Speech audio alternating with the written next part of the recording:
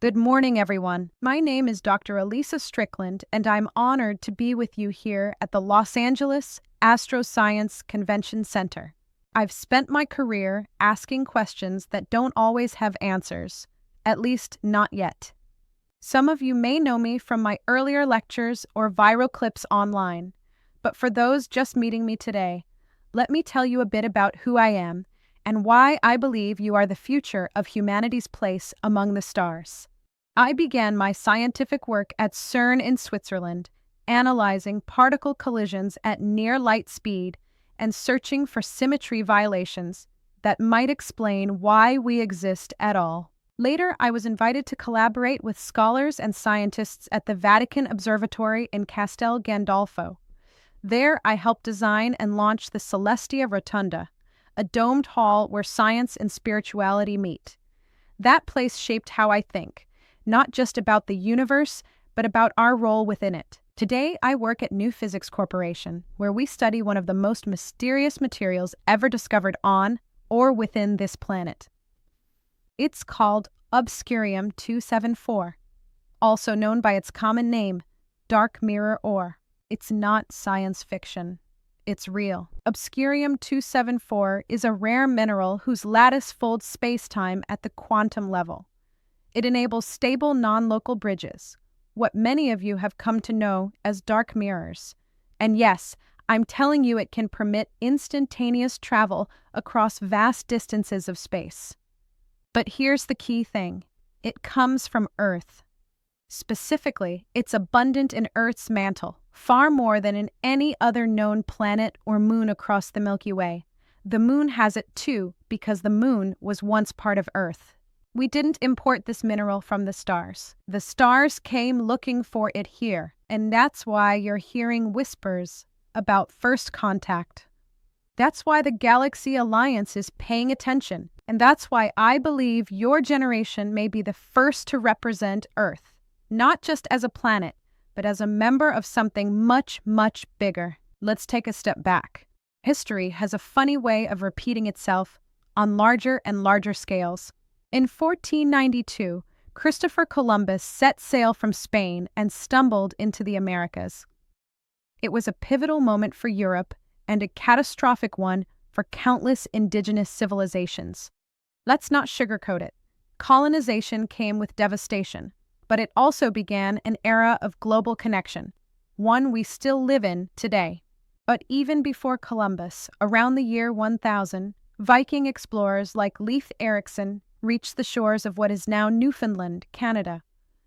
These weren't conquest fleets. They were small crews, driven by curiosity, weather, and a desire to see what lay beyond the horizon. Some of those encounters were peaceful. Some weren't. But all of them changed how isolated civilizations viewed the world. Now imagine you're a tribal elder on an island. One day, strange people appear with different skin, unknown tools, incomprehensible language, and fire that floats. Your world just got bigger. Fast forward to today. We are that island tribe, and the sails are appearing on our horizon. The Galaxy Alliance is real. It's not a myth. It's not a rumor. It's a structured coalition of over 1 million civilizations, extending across the spiral arms and core of the Milky Way galaxy. Each member civilization had its own path, its own struggles, wars, peace treaties, dark ages, renaissances, and moral awakenings. They have technology that can read gravitational harmonics the way we read music. They can sculpt molecules midair. They've survived their AIs, their climate collapses, and even near self-extinction. Some of them have watched us for millennia, quietly, carefully. Why? Because when a civilization begins manipulating Obscurium 274, it's like turning on a beacon, and Earth has now turned on that beacon. Joining the Galaxy Alliance is not like applying for college. You don't just send in a form and wait for a letter. You evolve into it. Much like the United Nations formed after 2 world wars to bring nations together under shared values, the Galaxy Alliance brings planets together under shared ethics. Do you protect your planet's ecosystems? Do you uplift your weakest members? Do you pursue knowledge over dominance? Can you communicate across species and cultures? In their eyes, we are not primitive in technology.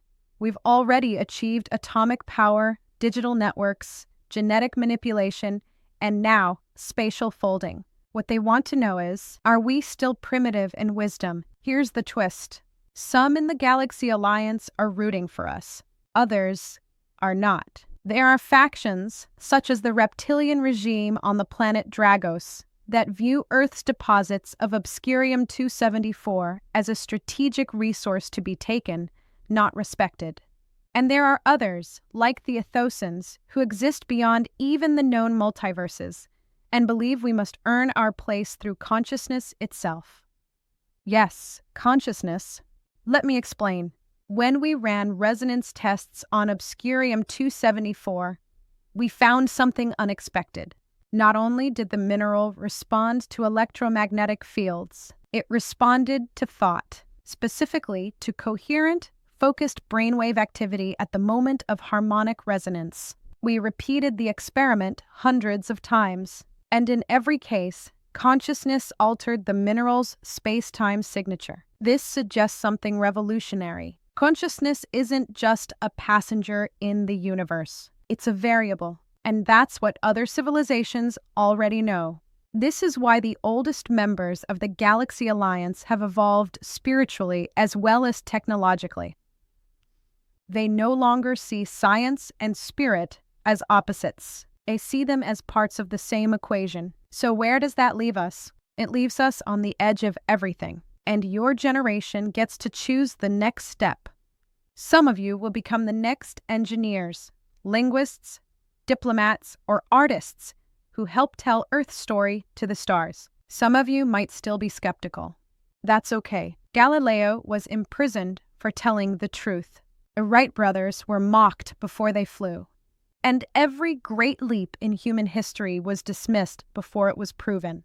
Truth doesn't need your belief, but it does need your courage. I leave you with this. Humanity is not alone. It never was. It never will be. We were the tribe that looked up. Now we are the people who must grow up. If we lead with empathy instead of fear, with curiosity instead of conquest, with imagination instead of imitation, then perhaps, just perhaps, we'll not only join the Galaxy Alliance, we'll help guide it. Thank you.